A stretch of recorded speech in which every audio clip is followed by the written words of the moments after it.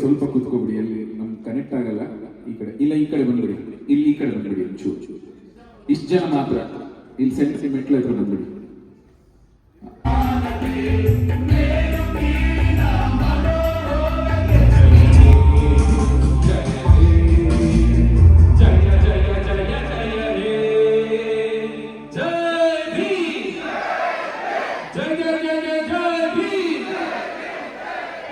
ಎಲ್ರಿಗೂ ಪ್ರೀತಿಯ ಧನ್ಯವಾದಗಳು. ಅಭಿನಂದಿಸಬೇಕು.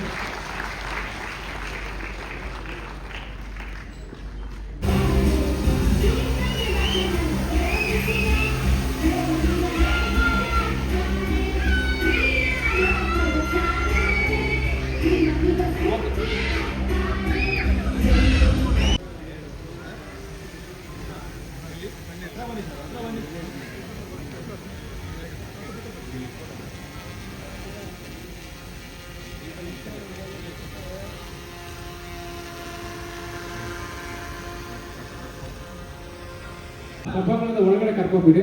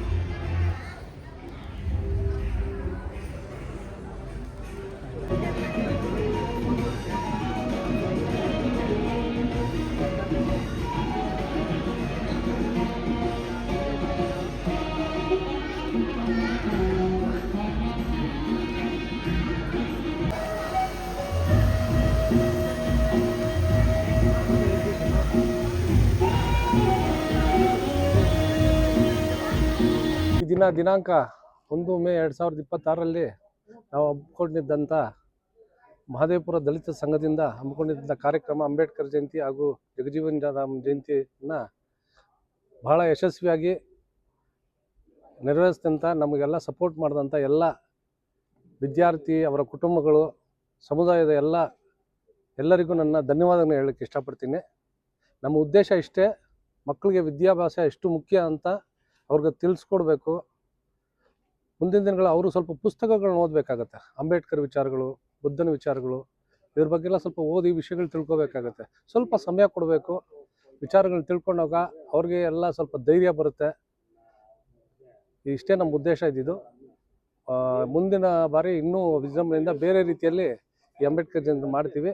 ಈ ಕಾರ್ಯಕ್ರಮಕ್ಕೆ ಬಂದಂಥ ಎಲ್ಲ ನನ್ನ ಬಂಧುಗಳಿಗೆ, ಮಾಧ್ಯಮ ಮಿತ್ರರಿಗೆ ಎಲ್ರಿಗೂ ಧನ್ಯವಾದಗಳನ್ನು ಹೇಳ್ತಾ ನಾನು ಈ ಮಾತನ್ನು ಮುಗಿಸ್ತಾ ಇದ್ದೀನಿ. ಜೈ ಭೀಮ್, ಜೈ ಸಂವಿಧಾನ. ಏನಂತ ಹೇಳಬೇಕು ಕಾರ್ಯಕ್ರಮದ ಬಗ್ಗೆ? ಇವತ್ತು ಮಹದೇವಪುರ ದಲಿತ ಸಂಘದ ವತಿಯಿಂದ ಬಹಳ ಅದ್ಧೂರಿಯಾಗಿ ಬುದ್ಧ ಪೂರ್ಣಿಮೆ, ಸಂವಿಧಾನ ಶಿಲ್ಪಿ ಡಾಕ್ಟರ್ BR ಅಂಬೇಡ್ಕರ್ ಅವರು ಮತ್ತು ಡಾಕ್ಟರ್ ಬಾಬು ಜಗಜೀವನ್ ರಾಮ್ ಅವರು ಮಹಿಳಾ ದಿನಾಚರಣೆ, ಕಾರ್ಮಿಕ ದಿನಾಚರಣೆ ಒಟ್ಟಾಗಿ ಸೇರಿ 5 ಕಾರ್ಯಕ್ರಮಗಳನ್ನು ಇವತ್ತು ಒಂದೇ ದಿನ ಭಾಳ ವಿಜೃಂಭಣೆಯಾಗಿ ನಾವು ಬೆಂಗಳೂರಲ್ಲಿ ಆಯೋಜನೆ ಮಾಡಿದ್ದೀವಿ. ಈ ಕಾರ್ಯಕ್ರಮದಲ್ಲಿ ನಾವು 100ಕ್ಕೂ ಹೆಚ್ಚು ಮಕ್ಕಳಿಗೆ ಏನು SLC ಮತ್ತು PUCಯಲ್ಲಿ ಭಾಳಷ್ಟು ಉನ್ನತ ಶ್ರೇಣಿಯಲ್ಲಿ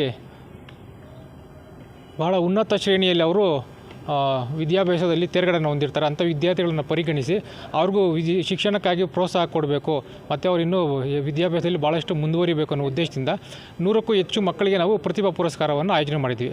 ಅದೇ ರೀತಿ ನಮ್ಮ ಮಹದೇವಪುರ ಕ್ಷೇತ್ರದಲ್ಲಿ ಸುಮಾರು ದಶಕಗಳ ಕಾಲ ಏನು ಪರಿಶಿಷ್ಟ ಜಾತಿ, ಪರಿಶಿಷ್ಟ ಪಂಗಡಗಳು ಮತ್ತು ಜನರ ಶ್ರೇಯೋಭಿವೃದ್ಧಿಗಾಗಿ, ನಮ್ಮ SC ST ಜನರ ಶ್ರೇಯೋಭಿವೃದ್ಧಿಗಾಗಿ ಶ್ರಮಿಸಿದಂಥ ಭಾಳಷ್ಟು ಗಣ್ಯರನ್ನು ಈ ಸಾರಿ ಗುರುತಿಸಿ ನಾವು 50 ಜನ ಗಣ್ಯರಿಗೆ ಮಹದೇವಪುರ ದಲಿತ ರತ್ನ ಪ್ರಶಸ್ತಿಯನ್ನು ಇದೇ ಪ್ರಥಮ ಬಾರಿಗೆ ನೀಡಿದ್ದೀವಿ.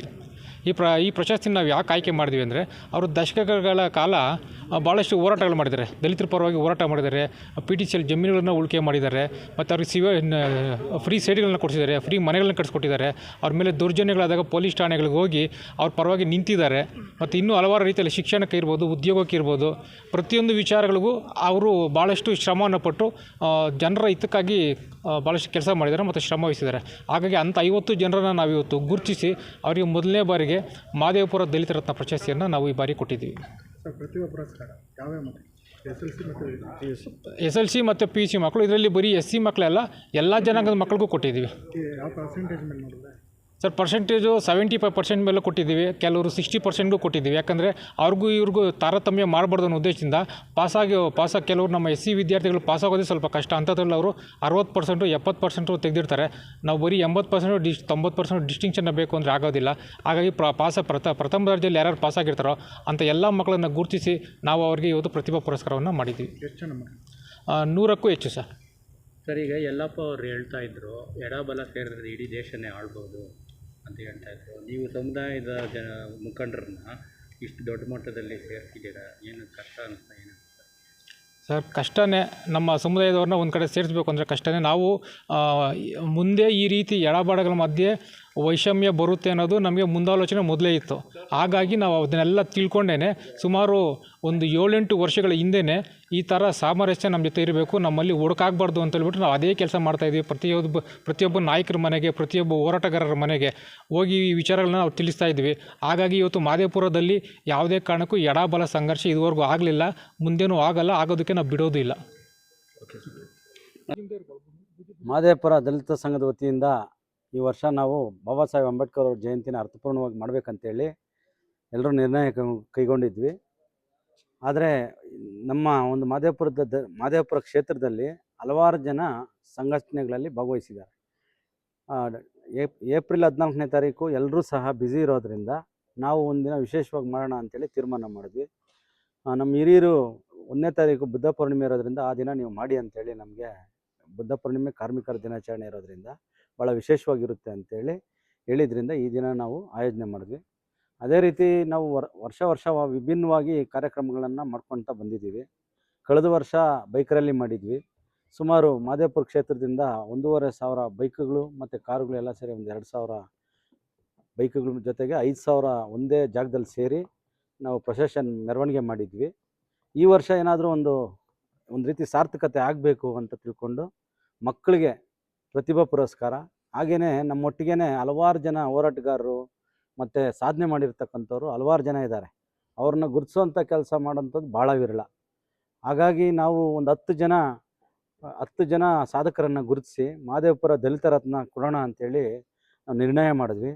ಅದು ಕಾಲಾಂತರದಲ್ಲಿ ನಾವು ಪಟ್ಟಿ ಮಾಡ್ತಾ ಹೋದರೆ ಈ ಕ್ಷೇತ್ರದಲ್ಲಿ ಸುಮಾರು 200ಕ್ಕೂ ಹೆಚ್ಚು ಸಾಧಕರಿದ್ದಾರೆ ವಿವಿಧ ಕ್ಷೇತ್ರಗಳಲ್ಲಿ.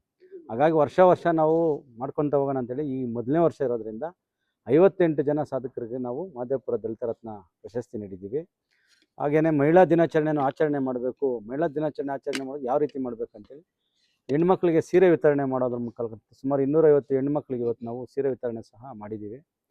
ಬಹುಶಃ ನನಗೆ ತಿಳಿದಿರೋ ಹಾಗೆ ಕರ್ನಾಟಕ ಇತಿಹಾಸದಲ್ಲಿ ದಲಿತರು ಈ ರೀತಿ ಒಂದು ಅದ್ಧೂರಿಯಾಗಿ ಒಂದು AC ಹಾಲ್ನಲ್ಲಿ ಮಕ್ಕಳನ್ನು ಕರ್ಕೊಂಡು ಬಂದು ಪ್ರತಿಭಾ ಪುರಸ್ಕಾರ ಮಾಡಿ ಅವ್ರನ್ನ ಹುರಿದುಂಬಿಸಿರ್ತಕ್ಕಂಥದ್ರಲ್ಲಿ ನಾವು ಮುಂಚೂಣಿಯಲ್ಲಿದ್ದೀವಿ ಅನ್ನೋ ಒಂದು ಹೆಮ್ಮೆ ನಮಗೆ ಇದೆ. ಈ ಥರ ಒಂದು ಕಾರ್ಯಕ್ರಮ ಮಾಡಿದ್ದೀರಾ? ಅದೇ ಈಗ ಏನಂದರೆ ಬಾಬಾ ಸಾಹೇಬ್ರು ಹೇಳಿರೋದು, ನಾವು ಬೇಡಬಾರ್ದು, ಕೊಡುವಂಥ ಜನ ಆಗಬೇಕು ಅಂತೇಳಿ ಬಾಬಾ ಸಾಹೇಬ್ರು ಹೇಳಿರೋದು. ಅದರಿಂದ ನಾವು ನಮಗೆ ಸ್ಪಾನ್ಸರ್ಸ್ ಇದ್ದರು, ಎಲ್ಲ ಸಮುದಾಯಗಳಲ್ಲಿ ಜಾತಿಗಳಿಂದ ಬಿಲ್ಡ್ರುಗಳು ಸುಮಾರು ಜನ ನಮ್ಗೆ ದುಡ್ಡು ಕೊಡೋರಿದ್ದರು. ಆದರೆ ನಮ್ಮ ಸಮಾನ ಮನಸ್ಕರು ಬರೀ ದಲಿತರೇ ಹಣನ ವಿನಿಯೋಗ ಮಾಡಿ ಈ ಕಾರ್ಯಕ್ರಮ ಮಾಡಬೇಕು ಅನ್ನೋ ಒಂದು ಉದ್ದೇಶ ಇಟ್ಕೊಂಡು ಮಾಡಿದ್ದೀವಿ. ಅದರಲ್ಲಿ ಯಶಸ್ವಿ ಸಹ ಆಗಿದ್ದೀವಿ. ದಲಿತ ಮುಖಂಡರ ಸಪೋರ್ಟ್ ಯಾವ ಥರ ಇತ್ತು ಸರ್ ಇದೊಂದು ಕಾರ್ಯಕ್ರಮ? ಈಗ ತಾವೇ ನೋಡಿದಾಗೆ ಇಲ್ಲಿ ಮಹದೇವಪುರ ಕ್ಷೇತ್ರದಲ್ಲಿರ್ತಕ್ಕಂತಹ ಮುಂಚೂಣಿ ಕ್ಷೇತ್ರದಲ್ಲಿರ್ತಕ್ಕಂಥ ಎಲ್ಲ ರಾಜಕೀಯದಲ್ಲಿ ಭಾಗವಹಿಸಿರ್ತಕ್ಕಂಥ ದಲಿತ ಮುಖಂಡರು ಮತ್ತು ಸಂಘಟನೆಗಳಿರ್ತಕ್ಕಂಥ ರಾಜ್ಯಾಧ್ಯಕ್ಷರುಗಳು, ಹಾಗೆಯೇ ಹಲವಾರು ಕ್ಷೇತ್ರಗಳಲ್ಲಿ ಸಾಧನೆ ಮಾಡಿರ್ತಕ್ಕಂಥವ್ರು ಮತ್ತು ಕವಿಗಳು, ಎಲ್ಲರೂ ವಿದ್ವಾಂಸರೆಲ್ಲ ಬಂದು ಈ ಕಾರ್ಯಕ್ರಮದಲ್ಲಿ ಭಾಗವಹಿಸಿ ಯಶಸ್ವಿ ಮಾಡಿಕೊಟ್ಟಿದ್ದಾರೆ. ರಾಜಕೀಯ ಪಕ್ಷಗಳಿಗೆ ಏನಾದರೂ ಎಚ್ಚರಿಕೆ ಗಂಟೆ ಈಗ ಒಳ ಮೀಸಲಾತಿ ಏನಿದೆ, ಈಗ ಒಳ ಮೀಸಲಾತಿ ಮುಗಿದಿದೆ.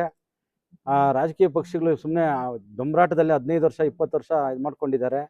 ಒಳ ಮೀಸಲಾತಿ ಸಿಕ್ಕಿದ್ರೂ ಸಹ ನಮಗೆ ಇವತ್ತೇನಾದರೂ ಒಂದು 100 ಪೋಸ್ಟು ಖಾಲಿ ಇದೆ, 100 ಕೆಲಸ ಇದೆ ಅಂದರೆ ಅದರಲ್ಲಿ ಕೇವಲ 8 ಅಷ್ಟೇ ಒಳ ಮೀಸಲಾತಿಯಲ್ಲಿ ಸಿಗೋದು. ಉಳಿದಿರೋ 92 ಪೋಸ್ಟನ್ನು ಸಹ ಇವರು ಹೊರಗುತ್ತಿಗೆ ಆಧಾರದಲ್ಲಿ ಯಾವುದೋ ಒಂದು ಏಜೆನ್ಸಿಗೆ ತೊಗೊಳ್ತಾರೆ. ಆ ಏಜೆನ್ಸಿಗೆ ತೊಗೊಂಡಾಗ ಆ ಮನುಷ್ಯ ಯಾವ ಒಂದು ರಾಜ್ಯಕ್ಕೆ ಸೇರಿರ್ತಾನೆ ಅಥವಾ ಯಾವ ಕಮ್ಯುನಿಟಿಗೆ ಸೇರಿರ್ತಾನೆ ಅವ್ರನ್ನಷ್ಟೇ ಆತ ಕರೆಕ್ಟ್ ತೊಗೊಳ್ತಾರೆ. ತೊಗೊಂಡಂಥ ನಂತರದಲ್ಲಿ ಮತ್ತೆ ನಾವೇ ಹೋಗಿ ಹೋರಾಟ ಮಾಡ್ತೀವಿ, ಯಾರ ಹೊರಗುತ್ತಿಗೆಯಲ್ಲಿದ್ದಾರೆ ಅವ್ರಿಗೆ ಕಾಯಂ ಮಾಡಿ ಅಂತೇಳಿ. ಆ ಕಾಯಂ ಮಾಡಿದಂಥ ಸಂದರ್ಭದಲ್ಲಿ ಮೀಸಲಾತಿ ವಂಚನೆ ಆಗುತ್ತೆ.